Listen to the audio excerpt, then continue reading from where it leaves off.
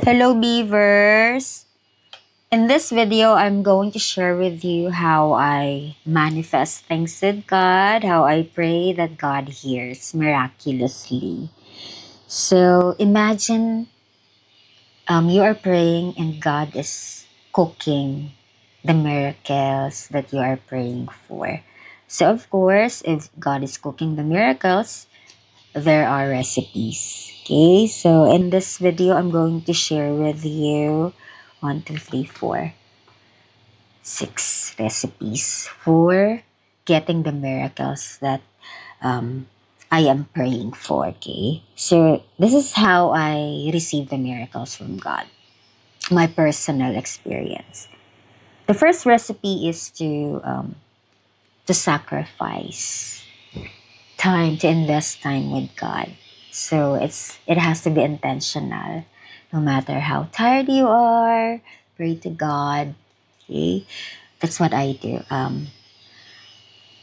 Sacrifice time. You exchange time with God instead of, doing what I find pleasurable, like watching TV or reading books, literary books. Okay? So I replace that with reading the Bible instead and journaling. So when I talk to God, when I spend time with God, I sometimes I would just stand in front of the glass door, and then I would see nature here. I would see the beauty of God's creation.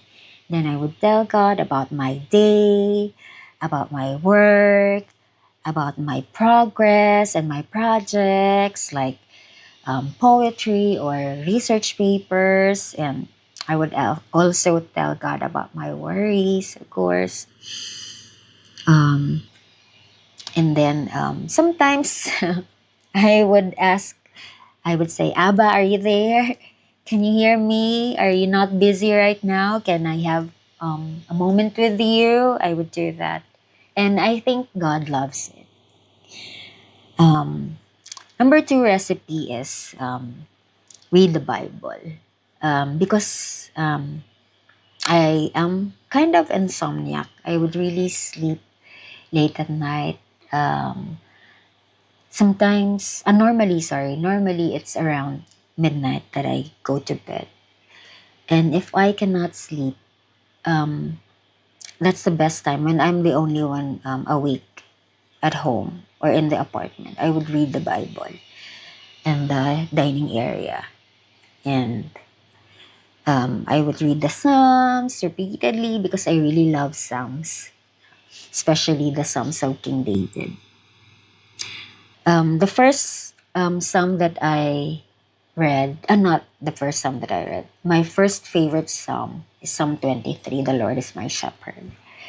I find it to be complete, like whenever I'm in a different mental disposition or emotional status, I would resort to particular lines in Psalm 23 and then I would journal. I would tell God. Why do I love journaling? Because I get to review what I told God when the prayer is already answered. And I find it, amazing. Another favorite psalm of mine is Psalm 133, A Vision of a Blessed Community. When I pray for the Philippines, I also pray verses 1 and 3 repeatedly because um, I'm really praying that the country would be better soon. Not someday, but soon. And for myself as well, because um, I'm praying for a blessed community for me. You know, perhaps spiritually speaking, and indeed, God answered. I found my Eager Beavers company. Yeah. My friends, old friends in the Philippines, we are having a weekly Bible study online every Saturday. And we love it. We love talking about how God moved and keeps on moving on our life. Um, Recipe number 3, journaling. Yeah. I love writing, expressing my thoughts, even through poetry. I love that. And research papers, my analysis. So, how do I journal? First is I read the Bible, then I write a short excerpt from the Bible reading, and then I write a short reflection, and then I follow it up with I write thank you notes for Abba. Thank you for the day, for the recent days, recent blessings, the daily blessings. And then I would write a short petition prayer.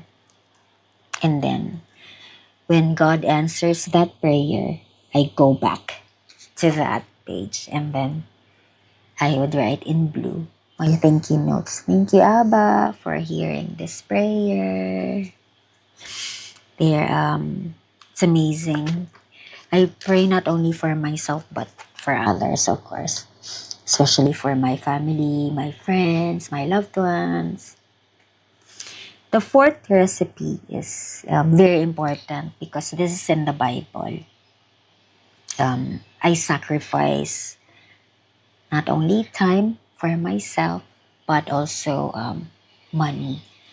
Money has psychology, right, in the books, in other books, but from the Bible, it says that what God gives, we need to share with others. So in my case, I'm typing a portion of my monthly salary.